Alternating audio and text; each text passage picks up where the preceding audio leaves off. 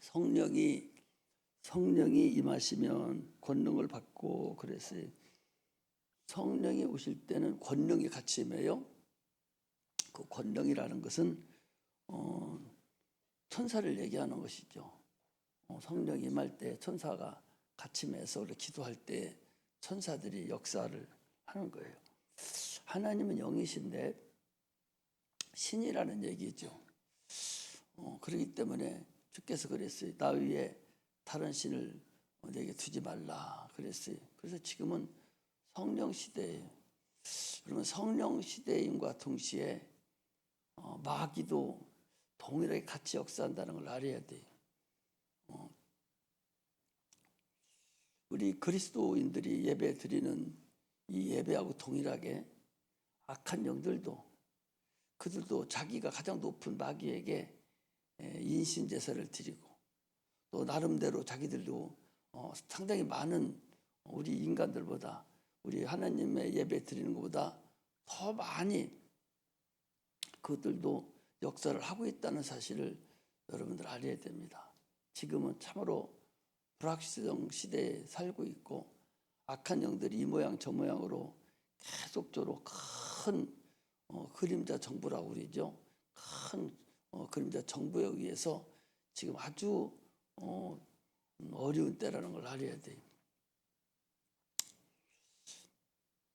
비행기 사고가 계속적으로 일어났지 않습니까? 이런 것들이 여러분 비행기 한 번 사고 나는 것이 26만 대 1이라는 한 대가 사고 나는 것이 그러니까 엄청나게 사고 난다는 게 어려운데 지금 한국에서도 사고 났죠. 또 부산에서 사고 났죠. 또 미국에서 사고 났죠. 계속적으로 앞으로도 계속 날 거래요. 앞으로도 계속적으로 그런 악한 영의 역사가 계속적으로 여러분 이루어진다는 사실을 여러분 알아야 돼요. 그러므로 지금은 기도할 때라는 것을 여러분 아셔야 돼요. 그래서 그것들은요 악한 영 사람 생명 우습게 여기는 것들이에요. 우리 하나님만 아주 생명을 귀하게 여기고 한 생명 놓치지 않으려고 십자가 못 박혀 죽으시기까지 아들을 이 땅에 보내시는 그런 역사를 하셨지만 그러나 악한 영들은 그렇지 않아요. 그것은 노예로 써먹고 지들 마음대로 인신제사를 드리고 마음대로 심청이가 인당수에서 몸을 던져 죽을 때에 왜 그랬어요? 그 지 높은 인당수 그 높은 자기 그 마귀 귀신에게 제사 지낸 거 아니에요? 예배 드린 거잖아요. 그런 역사가 지금도 계속적으로 영적으로 아주 무지무지하게 지금 나타나고 있다는 사실을 여러분들 알아야 돼요. 세월호 사건부터 시작해서 크고 작은 사건들이 엄청나게 여러분들 지금 도사리고 나타나고 있다는 사실을 알고서 우리가 예수를 믿는 것이 그냥 마음이나 편하려고 종교생활하고 적당히 하려고 예수 믿는 게 아니에요. 예수 믿는 것은 여러분 내 영혼이 구원받은 자들이 참으로 이제 하늘나라 가기까지 믿음을 끝까지 드리는 것이지 그렇지 않다. 한 번 구원이 영원한 구원은 어렵다 하는 걸 여러분들이 알고서 신앙생활을 하기를 주의 이름으로 축복합니다. 오늘 본문은 몇 날이 못 돼서 1장 5절에 보니까 너희들은 몇 날이 못 돼서 성령으로 침례를 받으리라 그랬어요. 이 침례가 뭔가 침례는 예수님 공생애에서 침례를 받으시고 그분이 부활하시고 그리고 우리 보고 침례를 명하셨어요.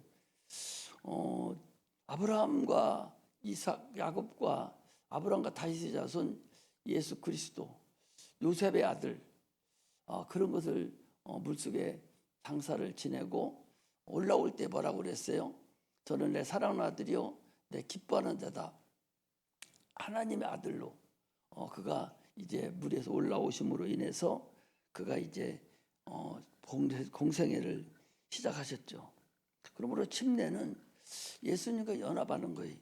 누가복음 9장 31절에 보면 한번 누가복음 9장 31절을 읽어보고 가겠습니다. 빨리빨리 찾아야 돼. 시간 없으니까. 누가복음 9장 31절에 보면 이렇게 돼 있어요.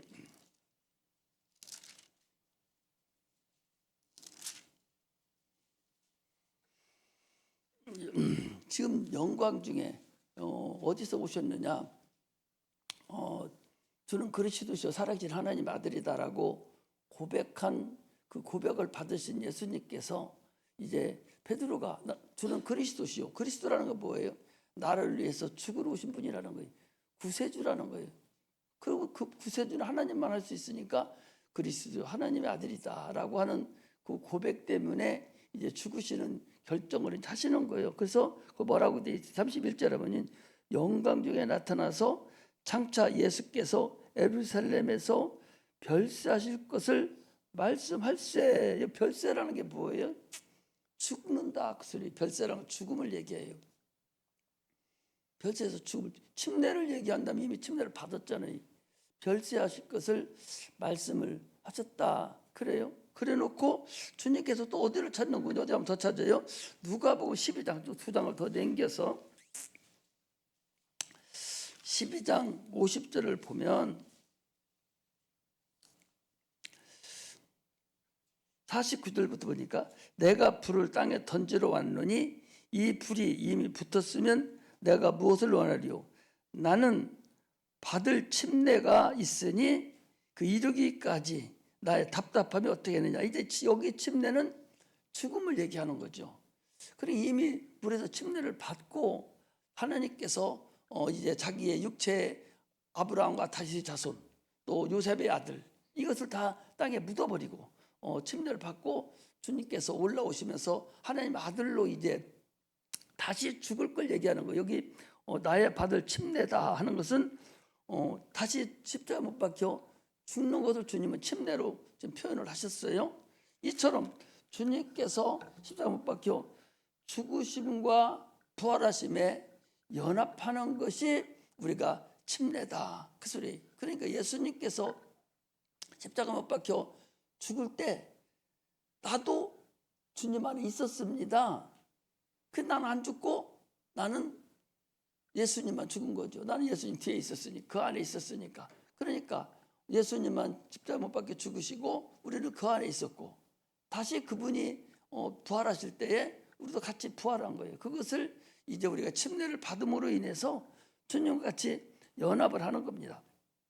그래서 이스라엘 백성들이 홍해를 걷는 것을 침례다 그렇게 말씀하셨고 베드로전서 12장 20절에도 보면 노아의 방주의 그 상태도 침례를 받은 거다라고 베드로전서 3장 20절에 말씀하셨으며 출애굽기 2장 10절에도 보면 모세라는 사람이 나와요. 그가 이제 다 커서 목소리가 커지고 하니까 엄마가 요게벳이라는 엄마가 더 이상 살릴 길이 없고 그래서 역청으로 배를 만듭니다. 조그마한 바구니 있죠. 애 하나 들어갈 만한 조그만 바구니 안에다가 역청으로 다 발라서 물 안 들어오게 해가지고 그걸 밖에 띄워요. 그래서 그 띄운 상태에서 바로의 딸이 그걸 건져다가 물에서 건졌다. 모세라는 것은 건졌다가 다시 그걸 키워서 이제 하나님이 사용하는 그런 역사를 나타내는데 그것도 침례다라고 그렇게 말을 해요. 보통 우리가 예수님께서 이제 침례를 받은 것이 실상이에요. 그럼 우리도 예수를 믿음으로 인해서 예수 안에 들어가 있는 실상이라는 사실을 우리가 알아야 됩니다. 그러므로 우리가 침례를 받은 자들은 주는 나의 그리스도입니다. 나의 구세주입니다. 그리스도라는 소리하고 구세주라는 소리는 같은 소리예요. 구약에는 구세주라고 그랬죠. 우리는 그리스도다. 주는 나는 그리스도시요 나의 구세주요 살아계신 하나님 아들입니다 라고 고백하는 거. 이것이 바로 우리 신앙 고백이 이 신앙을 가진 사람들이 침례를 받는 겁니다. 예수는 나의 주입니다. 내 영혼에 생명을 주신 분입니다 라고 고백하는 것. 그것이 우리가 침례받는 근거라는 걸 알아야 돼. 그런데 이 고넬료 가정에 보니까 사도행전 10장 44절에 48절에 보니까 고넬료는 이방인입니다. 이방인인데 최초로 성령이 그 가정에 임했어요. 그래서 그들이 침례를 또 받았고, 또 사도 바울이 이제 감옥에 갇혔을 때 그가 거기서 찬양하고 기도를 했더니 옥문이 열리고 거기 이제 착고가 풀리고 하니까 간수가 보니까 큰일 났잖아요. 그런데 자살하려고 칼을 갖다 목에 들이대는데 사도 바울이 얘기하는 거예요. 야, 니들 죽지 마. 우리 안 도망갔어. 여기 있어. 그러니까 이 간수가 보고서 사도 바울에게 왔습니다. 선생님이요, 내가 어찌하여 구원 얻으리까? 아니, 그 사람은 지금 이 사람들 다시 묶어놓아야 될 판인데 내가 어찌하여야 구원을 얻으리까? 무엇을 봤다는 거예요? 신기한 일을 본 거예요. 하나님의 능력을 체험한 거예요. 그래서 그들이 사도 바울을 때린 일을 다 양보하려 주고 자기 집에 들어가서 어떻게 해요? 집에 들어가서 자기 식구들하고 예배를 드리고 거기서 온 식구들이 다 침례를 받았다고 그랬어요. 내일 아침에는 나가면 어떻게 해요? 사도 바울 베드로를 간수 못한 그 사람은 죽었어요. 죽여버렸어요. 그 간수가 또 죽여야 될 판인데 죽는 건 고사하고 우리가 어떻게 구원 얻으리까? 그래서 그들이 그 간수도 침례받고 그 온 가족이 다 침례를 받음으로 인해서 구원을 받은 사건이 나와요. 이처럼 또 에티오피아 넷이라는 사람이 나오는 사도행전 8장에 나오는데 이 사람도 예루살렘에 왔다가 도로 내려가면서 이사야서를 읽고 또 우리가 거리끼림이 없으면 우리 침례를 받자. 그래서 빌립이 침례를 베푸는 사건도 이렇게 나옵니다. 이 침례라는 사건은요, 물에 잠기는 걸 얘기해요. 세례하고는 근본이 달라요. 세례가 아니라 침례를 받아야 돼요. 침례, 물속에 복 들어가는 거예요. 물속에 들어가는데 우리가 물속에 들어가면 무슨 의미가 있겠어요? 물속에 들어간다는 것은 땅속에 들어가는 거하고 똑같은 거예요. 땅은 어디서 나왔어요? 아랫물과 위물로 나뉘라. 그래서 나눠졌어요. 아랫물을 명해서 주님 뭐라 합니까? 묻이 드러나라 했더니 묻이 드러났는데 그 묻을 땅이라 칭하니라 그랬거든요. 사람이 죽으면 땅에다 묻습니다. 마찬가지로 우리가 물속에 들어가는 것은 죽음을 의미하는 거예요. 예수님과 함께 나는 죽었다. 그리고 올라올 때에 주님과 함께 새로운 영을 받아서 올라온 것을 우리가 침례라 한다. 그런 얘기예요. 영혼이 육체는 들어갔어요. 육체는 물속에 들어간 흔적이 있어요. 육체가 들어가니까 당연히 내 속에는 영도 물속에 들어가는 거죠. 물속에 들어갔을 때 그 영은 어떤 영입니다. 어떤 영입니까? 이미 에덴에서 죽은 영이에요. 죽은 영이니까 당연히 장사 지내버려야죠. 죽었으니까 영을 장사 지내고 올라오면서 예수 그리스도 영, 다시 창조주의 영을 받아서 우리가 올라오는 거예요.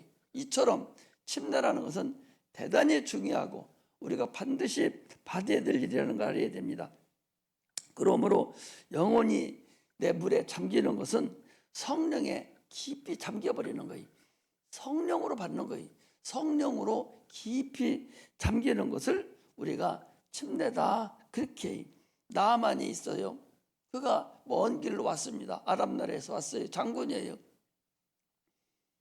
선지자가 나와서 자기 머리에 손을 줄 줄로 자기는 생각했는데 나와보지도 않고 종시켜서 요단강에 가서 7번 물을 몸에 잠궈라.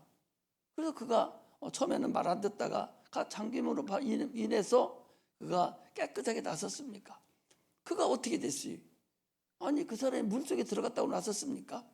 하나님 말씀에 순종함으로 나선 거예요. 하나님 말씀에 깊이 쭉 물속에 빠지듯이 물속에 폭 들어가듯이 하나님 말씀에 폭 들어간 거예요.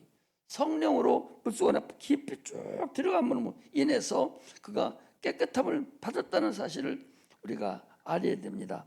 이처럼 침례라는 내 영혼이 참으로 하나님 안에 예수의 말씀 안에 깊이 폭 들어가는 것을 말한다는 사실을 우리가 알아야 됩니다. 할렐루야.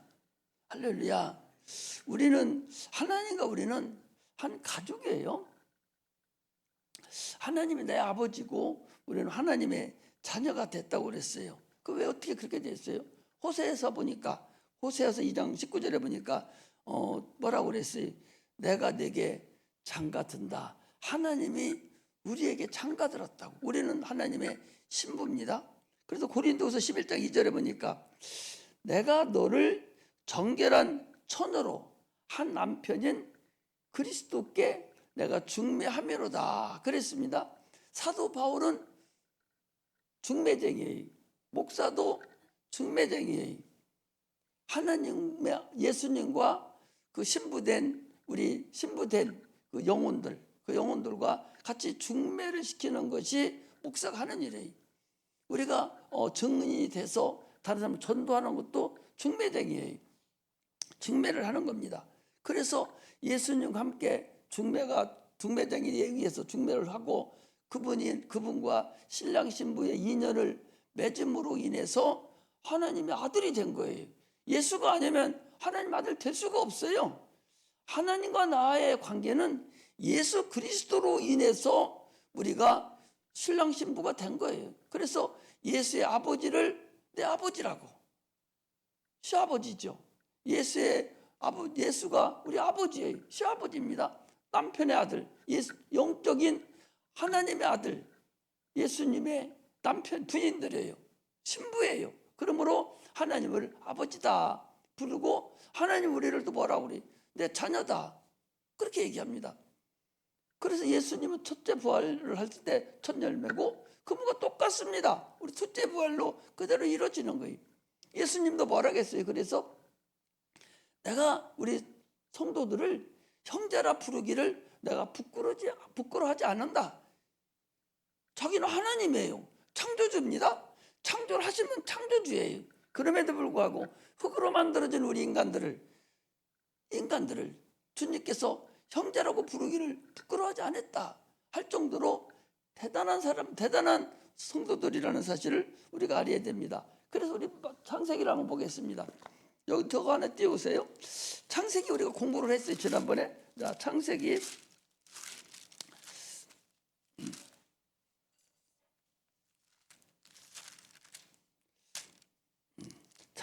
2장 24절에서 창세기 2장 24절 거기 봅니다. 창세기 2장 24절에 보니까 이러므로 남자가 부모를 떠나 그 아내와 연합하여 둘이 한 몸을 이룰지로다. 아담과 그 아내 두 사람이 벌거벗었으나 부끄러워 아니하니라. 이 말씀하고 에베소서를 드세요. 다시 사정이 지나서 에베소서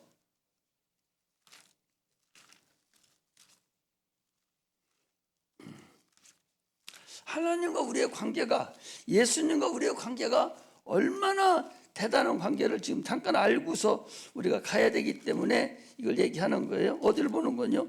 에베소서 5장 같이 한번 읽겠습니다. 에베소서 5장 22절 같이 읽습니다. 시작. 아내들이여 자기 남편에게 복종하기를 주께 하듯 하라. 이는 남편이 아내의 머리됨니 그리스도께서 교회의 머리됨과 같습니다. 그같이니 몸의 구주시니라. 그러나 교회가 그리스도에게 하듯 아내들도 범사에 그 남편에게 복종할지니라. 남편들아 아내 사랑하기를 그리스도께서 교회를 사랑하시고 위하여 자신을 주님같이 하라.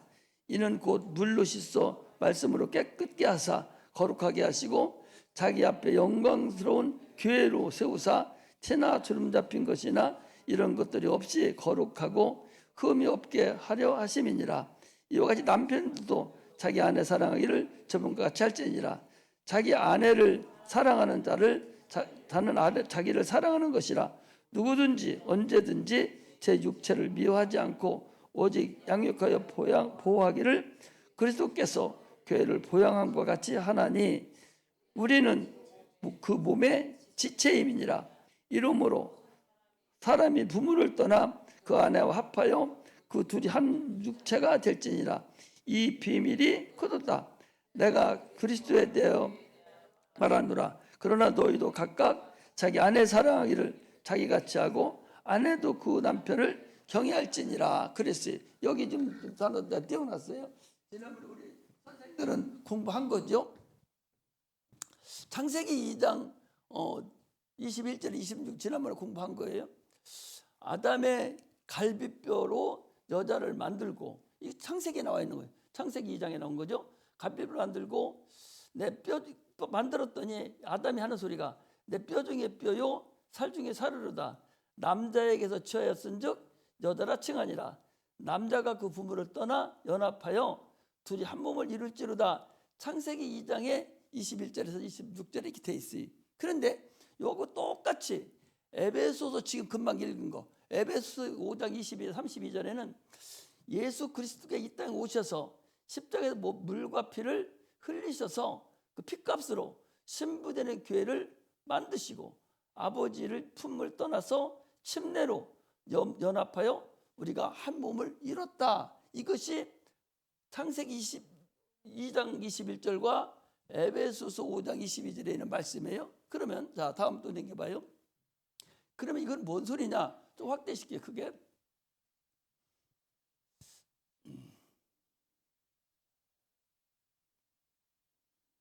아까 그거 이거 어째? 자 창세기 21장 26절하고 에베소 5장 22절 32 집을 한 거예요. 자 한번 읽겠습니다. 크게 읽어요. 자 시작. 이러므로 남자가 부모를 떠나서 그 아내와 연합하여 둘이 한 몸을 이룰지로다.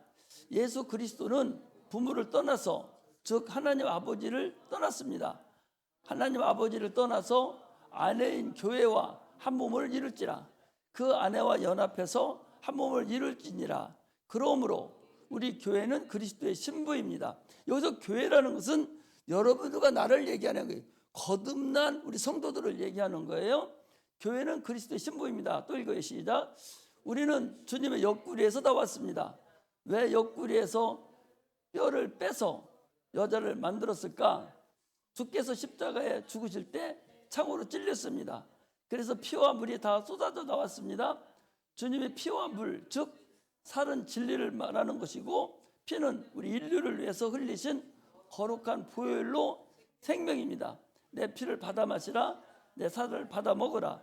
주님의 옆구리에서 피와 물이 다 쏟아짐으로 인해서 그 피와 물을 자기 영혼에게 뿌린 자가 교회다. 그 소리입니다. 할렐루야.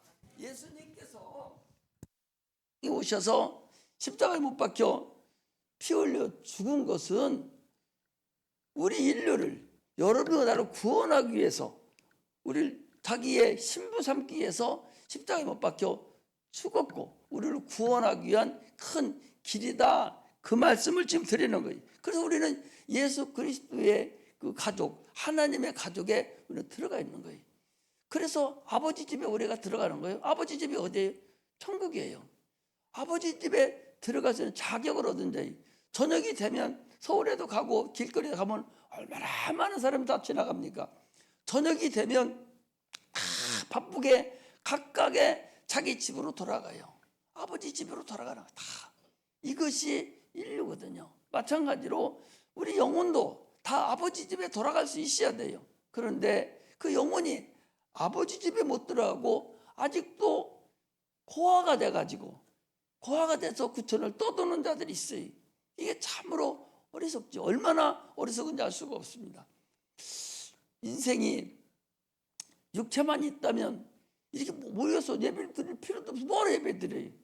마음대로 지 뜻대로 살다 죽음으로 끝나버리죠. 그럼 뭐 흙으로 돌아가 버리고 아무것도 모르는데.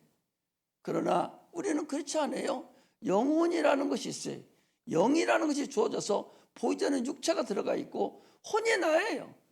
혼이 난데 그 혼이 과연 어디로 갈 건가? 그 혼이 누구를 따라갈 건가? 마지막 날 육체가 끝나는 날 내 영혼이 과연 누구 편에 들어갈 건가? 다 내세가 있어서 예수 믿는 자나 믿지 않는 자나 다 내세가 있어요. 누구든지 내세가 있어서 하나는 예수 편에 가는 자가 있고 하나는 마귀 편에 가서 마귀가 영원히 그것들은 이제 지옥각으로 불못에들어 작정된 거니까 그 안에 들어갈 사람이 있고 예수 안에 들어가서 영원한 천국에 들어갈 자가 있다는 사실을 우리가 알고서 신앙생활을 해야 돼요. 이것이 우리가 예배드리는 목표고 목적이고 신앙생활하는 목적이지, 여기 그냥 놀러 나온 게 아니에요. 변신해 나온 게 아니라고. 그런데 그것만 가지고 되냐? 세상 살아가기가 결코 쉽지 않다는 사실을 우리가 알아야 돼. 살아가기가 그렇게 쉽지 않다. 참으로 쉽지 않다는 거예요. 성령이 임하시면 내가 권능을 받고, 우리가 권능을 받지 아니하고 성령을 받지 아니하고 신앙생활이 과연 쉬울까? 참으로 신앙생활이 쉽지 않다는 사실을 여러분 알아야 돼요. 성령 충만한 삶을 살아야 되는데 아직도 많은 사람들이 성령을 맛이나 보고 말으려고 하는 거예요. 충만해서 깊이 잠겨서 주님과 교제를 나누고 육체의 삶 동안에 하나님께 영광을 나타내고 살아가야 되는데 대부분의 사람들이 맛만 보고 말아버리는 거예요. 맛만 보고 많은 건 어떤 건지 한번 봅시다. 어디 보는 건요? 히브리서 6장을 보겠습니다. 더 넘겨서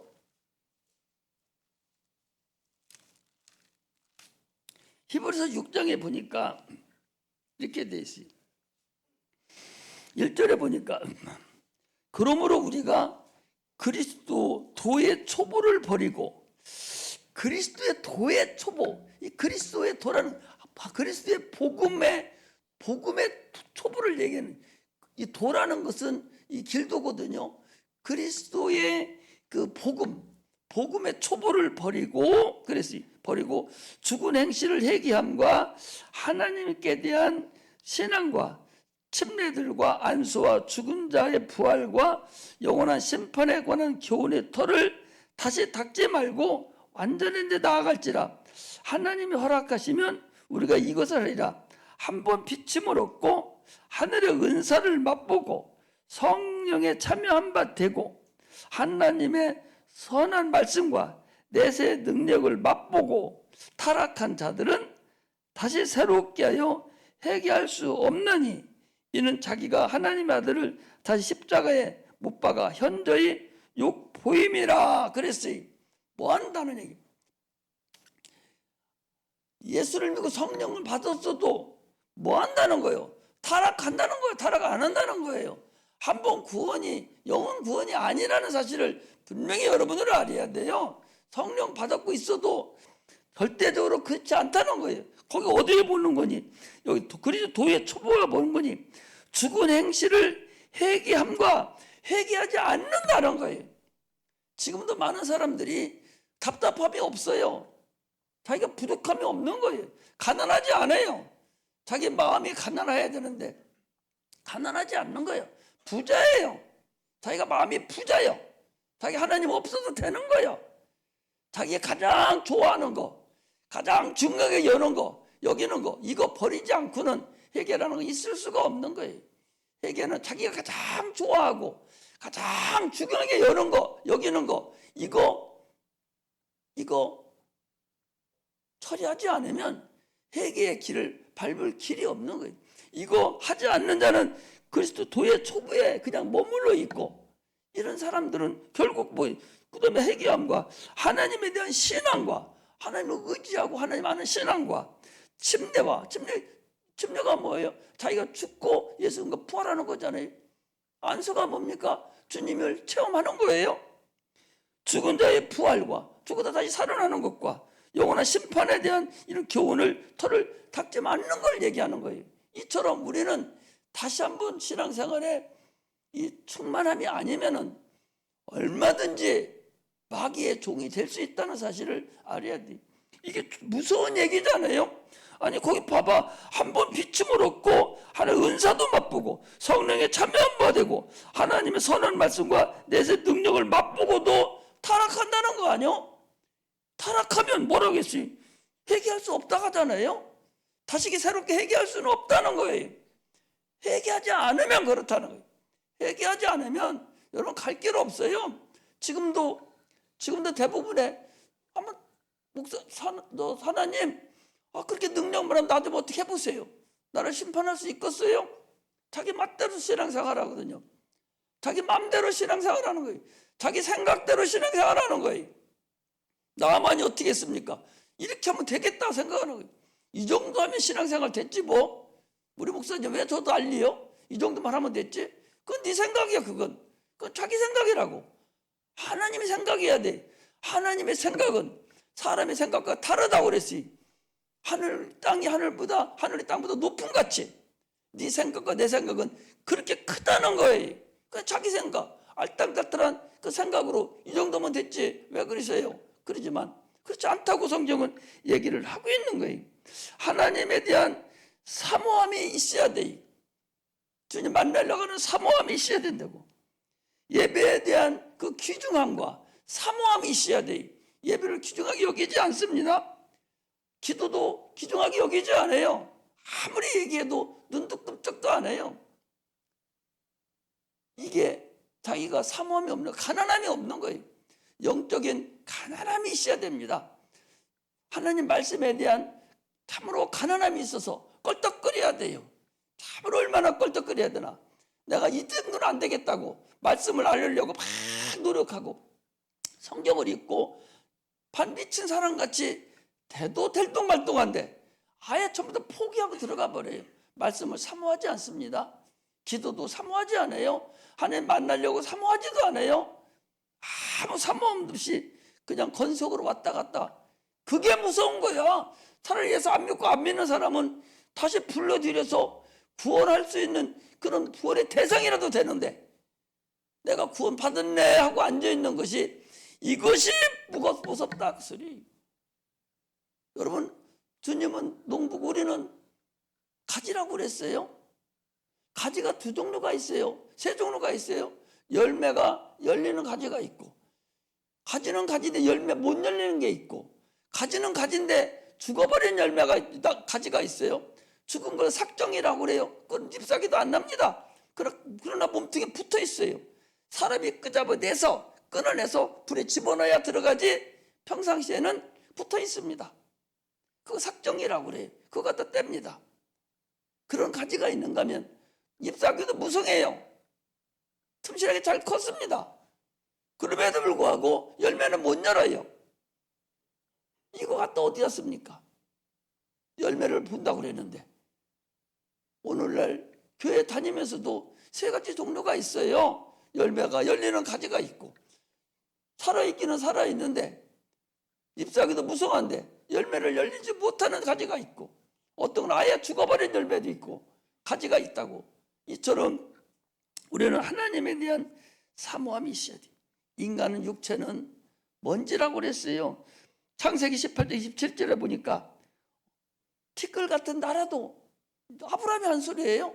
티끌 같은 나라도 한 번만 내가 하나님께 물어보겠습니다. 저 소돔성에 10명의 의인만 있으면 어떻게 하실랍니까? 그때 뭐라고 하냐고 아브라함이 계속적으로 50명부터 시작해서 자꾸 들어가다가 10명에 와서는 뭐라고 합니까? 티끌 같은 나라도 티끌이 먼지죠.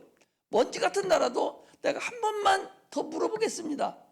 저 소돔성에 10명의 의인만 있어도 있으면 어떻게 합니까? 주님 뭐라고 합니까?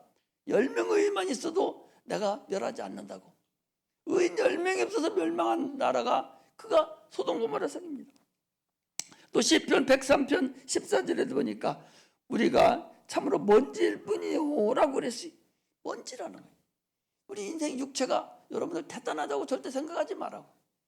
절대 오늘도 보니까 그 송대관이라는 그 쨍금 해 뜰 날 찬양하던 노래하던 그 송대관이라는 사람도 어제 저녁에 좀 아팠는데 서울대학병원 입원했는데 아침에 밤에 뭐 죽었다나 78세 사람이 80 가면 이게 죽는 거예요. 오래 사는 사람도 있죠. 이건 평상시에 다 얘기하는 거예요. 오래 사는 사람 90살 100살까지 사는 사람들도 있어요. 그러나 대부분의 사람들은 80 넘어가서 90대 가면은 거짐 죽고 조금 빨리 죽는 사람 80 못 가고 이렇게 죽어요. 그게 인간이에요. 참으로 지금 저녁 예배를 드렸잖아요. 내일 아침이 어떻게 될지는 아무도 몰라. 내일 아침 어떻게 여기 있는 사람 다 내일 아침에 나를 포함해서 다 내일 아침에 다 본다는 보장은 어디가 있어요? 그건 하나님만 아는 것이지 아무도 모릅니다. 그렇다면 지금 현재 하나님을 내가 만나야 되고 그분 말씀을 사모해야 되고 그분께 내가 완전히 그 편에 들어가서 내가 구원의 확증이 있고 하나님 인치심이 있고 그래야 되는 것이지, 이 예배가 마지막일 수도 얼마든지 있어요. 지난번에도 얘기하지 않습니까? 여기 다니던 김영욱 집사님이라고 계셔요. 수요 예배까지 드렸어요. 드리고서 그분 항상 천국 가야죠. 그러면은 죽음을 뭐라러? 죽음 뭐라러? 이랬어요. 그런데 예배 드리고서 집에 들어가가지고 어떻게 했어요? 금방 헐떡벌떡해서 충대병원에 가가지고 가보니까 입 딱 벌리고 난리치고 있고, 그러고서 얼마 전에 한 석 달 있다가 가서 죽었어요. 그 후로 예배 한 번도 못 드렸죠. 그게 마지막 예배예요. 여기서 수요일날 예배 드리는 것이 마지막 예배예요. 그런데 그분, 여러분, 천국 간 줄 알아요? 지옥 갔어요. 왜 지옥 간지 어떻게 알아요? 귀신이 돼가지고 우리 김문경 권사님 속에 들어가지고서 펄떡거렸던 거 아니에요? 쫓아내버렸잖아요. 예수 믿으라고 안 믿고. 내가 그랬더니 너 그렇게 예수 믿으라게 너 죽으면 뭐하냐고. 너 죽으면 뭐하냐고. 우리 구정 예배 들어가면 꼭 2,000원, 뭐 더도 아니야 2,000원, 호집에 넣었다가 꼭 2,000원 하나님께 예배 드리고 헌금하고 그랬는데, 죽으면 뭐라러? 죽으면 뭐라러? 결국 뭘 알기는 뭐라러? 그렇게 알지. 지옥 가는 걸 알지요. 지옥 간 거 어떻게 알아? 귀신이 돼서 들어왔은 게 알지. 응? 이게 바로 여러분, 이것이 사람 인생이라는 사실을 우리가 알아야 됩니다. 하나님은 전능하신 분이에요. 지금도 우리의 생사와 복을 다 주관하시는 분이 창조주입니다. 능치 못함이 없어요. 네가 아무리 까불어도 하나님 손바닥에 있는 것뿐이에요. 이걸 우리가 알고서 신앙생활을 해야 돼. 예수님은 우리의 기도의 대상이고 예배의 대상이고 우리 아버지 되셔요. 그러므로 그분은 지금도 우리를 참으로 불쌍히 여기셔요. 코로나 때 얼마나 많은 사람이 죽었습니까? 그 사람으로 그들을 불쌍히 여기죠. 그 세월호 때도 많은 사람이 죽었고, 이번에도 무안에서도 그냥 예매한 사람 100몇 명이 그냥 다 죽었지 않습니까? 100명이 죽었는데, 참으로 그들이 불쌍한 것이 아니라 믿음 없는 자가 불쌍한 거예요. 믿음 없는 자가 불쌍하다고. 누가복음 13장 4절에 보면 예루살렘에 망대가 무너져서 사람이 죽었어요. 주님이 뭐라고 합니까? 그 사람이 더 있어서 죽은 것이 아니라, 그게 불쌍한 것이 아니라, 너희들이 회개치 아니하면 너희들도 마찬가지다 그 소리. 회개치 아니하면 너희들도 동일하게 회개하고 예수 믿지 아니하면 너희도 동일하게 그렇게 당한다 그 소리. 그런 일을 저지른 일 당한다 그 소리. 이처럼 예수 믿는데 믿음이 들어오지 아니하고 하나님 말씀이 들어오지 아니하고 나하고는 관계가 없고, 이게 불쌍한 거예요. 다른 게 있는 것이 아니에요. 지금도 소돔 고모라 성에는 롯의 그 사이들과 같이 하나님 말씀을 계속적으로 농담으로 여기는 자들이 있어요. 1000번, 10,000번 얘기해봤자 눈도 깜짝하지 않아요. 그런 자들이 있잖아요. 참으로 저 밖에 있는 사람들은 차라리 구원의 대상이라도 되지만 잘못하면 여기 들어와 있어서 그것도 모르고 자기 죽는지 모르고 앉아있는 것이 더 위험하고 참으로 더 불쌍하다 그 소리. 그러므로 우리는 회개하고 참으로 성령 충만하지 않으면 지금은 불가능해요. 여러분, 성령 충만하지 않으면 살 길이 없어요.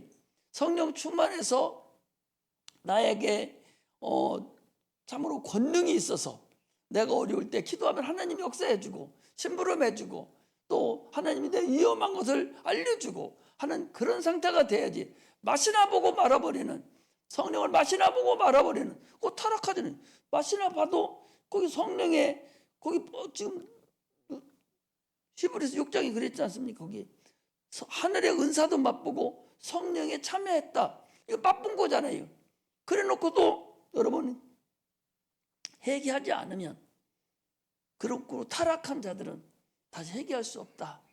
참으로 성령 마시나 보려고 하는 그런 자들이 돼서는 안 돼요. 일단은 맛을 보야 뭐 다음에 넘어가겠죠. 그러나 맛도 못 본 사람도 있을 뿐만 아니라 맛이나 보고 끝내려고 하는 그런 데가 더 많다는 사실을 알아야 돼. 대부분의 사람 나 방언 옛날에 했었어. 나도 그거에 다 했었던 거요. 이게 맛보고 마는 사람이에요. 그게 무슨 의미가 있겠어요? 지금은 아무것도 할 줄도 모르고 교회도 안 나오면서도 나도 방언 했었다고. 그게 무슨 의미가 있어요? 그게 바로 히브리서 6장에 나와 있는 그리스도의 도를 촛불을 버리지 못해가지고 결국 그 꼴을 당하는 것이라는 사실을 우리가 알아야 됩니다. 그러므로 성령이라는 것은요, 예수 그리스도가 십자가 못 박혀 죽으시고 부활하시고 하늘 보좌에 가 계신다고, 그래서 우리들을 세상에 살아 인쳐주신 거예요. 임마누엘 하신 거예요. 내가 임마누엘 하리라. 마태복음에 보면요, 임마누엘로 시작해서 임마누엘로 끝나는 것이 마태복음이에요. 마태복음 1장에 하나님 아들 예수 그리스도 임마누엘 하리라 해놓고서 그게 시작을 했어요. 마지막 28장에 가보면은 뭐라 합니까? 내가 너와 영원토록 함께 하리라. 임마누엘 하리라. 임마누엘로 끝난 거예요. 성령으로 우리 안에 임재하심으로 인해서 우리가 하나님 우리에게 임마누엘 하신 거예요. 아브라함에게 그랬죠. 때가 되면, 때가 이르면, 기한이 이르면 내가 네 집에 오리라. 음부의 권세가 이기지 못하는 자가 네 집에 올 것이다. 음부의 권세가 뭐예요? 마귀의 권세가 감히 너를 이기지 못하는 자가 올 거다. 그 예수가 오시겠다는 거 아니에요? 그 예수, 그 믿음을 따라서 예수님이 결국 그 마리아 속에 잉태했다가 이 땅에 나오신 분이 우리 구주십니다. 오늘날 우리는 성령 충만함을 받아야 돼. 성령 받지 않고는 이 세상 이길 수도 없고 따라갈 수도 없고 어떻게 할 수도 없어요. 지금은 성령 세대가 우리나라, 우리 동네, 우리 나라에도 지금 점점점 소멸돼 가고 있어요. 저 아프리카 갔던 것도 상당히 오래됐죠. 아프리카 어디 그 천안까지 따라갔었는데 그 흑인 목사인데 아주 대단한 목사더라고. 그 성령이 그 편한 어딘가인데 그까지 막 성령의 역사가 막 일어났어요. 그때도 우리나라가 상당히 났었는데 지금은 성령 역사가 다 죽었어요. 거짓 역사하지 않습니다. 여러분, 거짓 성령 역사하지 않아요. 대부분의 교회가 성령 역사하지 않습니다. 참으로 이것은 우리나라가 앞으로 막막하다는 사실을 알아줘야 돼. 상당히 우리나라가 어렵다. 악한 영들도 우리나라 굉장히 지금 어렵게 만들고 있다. 여러분, 그걸 아시고 성령 충만해서 누가 뭐라 하든지 나만이라도 성령 충만해서 내 영혼을 참으로 잘 인침을 받고 또 영혼의 구원의 확신을 받고 그리고 살아가는 우리 성도들이 다 되기를 주의 이름으로 축복합니다. 특히 우리 헵시바 찬양단들 정신을 바짝 차려서 아까도 보니 찬양할 때 찬양을 속으로 하는 게 아니요. 찬양은 속으로 하는 게 아니요. 목청을 내서 입 딱딱 벌려서 크게 내가 와서 독창하듯이 찬양을 하는 것이지, 찬양하는 거 보면 기가 막혀. 다 속으로 그냥 혼자 어디 차 타고 가면서 혼자 찬양하듯이 속으로 찬양해. 찬양은 그게 아니에요. 찬양은 내가 독창하듯이 하나님께 드리는 찬양이기 때문에 크게 목이 새도록 땀이 벌떡 나도록 찬양을 하는 것이지, 건성으로 속으로 딴 생각하면서 찬양을 하기 때문에 찬양 끝나고 잠와요. 그게 뭐예요? 이게 참으로 어리석은 일이라고. 우리는 찬양 한번 하더라도 성령으로 찬양해야 돼. 믿음으로 찬양해야 돼. 찬양 속에 하나님의 영광이 나타난다고 그랬어요. 찬양 들을 때에 은사가 나타난다고 그랬어요. 근데 아예 찬양 자체에서 죽어버렸어. 말씀 듣기 전에도 마귀에게 속아서 넘어가 버리고 말아요. 찬양 한번 할 때 아주 목이 터지라고 셀 정도로 크게 독창하듯이, 하나님께 독창하듯이 하라고, 하나님 들으라고, 내가 이런 마음이라고, 내 신앙 고백을 그렇게 해야 돼. 보니까 입을 안 벌려. 당신들 지금부터 입 안 벌리면 커서도 입 못 벌리고 어른 돼서도 입 못 벌려. 지금부터 입 크게 벌릴 수 있는 그런 자들이 돼야 커서도 입 크게 벌릴 수가 있어요. 마음 같아서는 지금 아까 졸은 사람들 내가 다 마이크 갖다 주고 지금 부르라고 하고 싶은데 오늘은 내가 참고 가만둬요. 그러나 다음에도 크게 찬송 안 하는 사람은 딱 일을 세워서 한쪽에다만 딱 앉혀놓고 앞으로 마이크 다 주고 니들이 찬송해 그럴 거예요. 그럴 테니까 찬양을 크게 찬양해서 하나님께 영광 돌리고 하나님께 쓰임 받는 자들이 되시기를 주의 이름으로 축복합니다. 기도하겠습니다.